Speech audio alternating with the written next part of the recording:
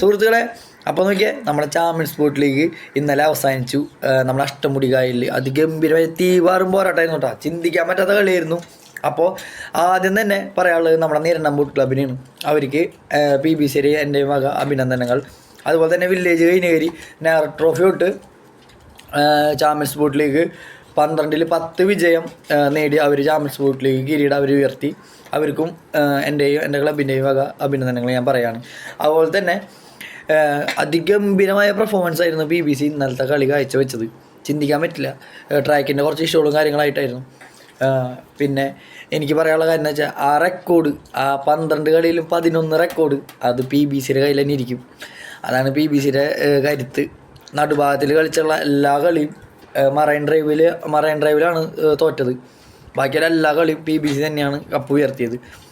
അപ്പോൾ ഇപ്പോൾ ഈ കഴിഞ്ഞ നെഹ്റു ട്രോഫി വിട്ടിട്ട് ഈ ചാമ്പ്യൻസ് സ്പോർട്സ് ലീഗിൽ വരെയുള്ള കളികളിൽ നമുക്ക് കുറേ കളി ഫൈനൽ കളിക്കാൻ പറ്റി, കുറേ കളികളിൽ നമ്മൾ തോറ്റുപോയി.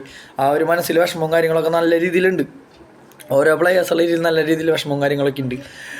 അടുത്ത കൊല്ലം നല്ല രീതിയിൽ തിരിച്ചു വരുന്നുള്ള ഒറ്റ പൂർണ്ണ വിശ്വാസത്തോടെയാണ് ഇനിയും മുന്നോട്ട് പോകുന്നത്. ഓരോരോ പ്ലേയേഴ്സുകളും നല്ല രീതിയിൽ കളിക്കണം, നല്ല രീതിയിൽ തിരിച്ചു വരണം. അതന്നെ ഞങ്ങളുടെ ഫാൻസാരും ഞങ്ങളുടെ ക്ലബ്ബും ഞങ്ങളുടെ നാട്ടുകാരെല്ലാവരും വിശ്വസിച്ച് നിൽക്കണത്. അപ്പോൾ അടുത്ത കൊല്ലം തീപാറും മത്സരമായിട്ട് എന്തായാലും കാണാമായിരിക്കും. അപ്പോൾ എല്ലാവർക്കും അടുത്ത കൊല്ലത്തേരെ വെയിറ്റ്. Okay, by.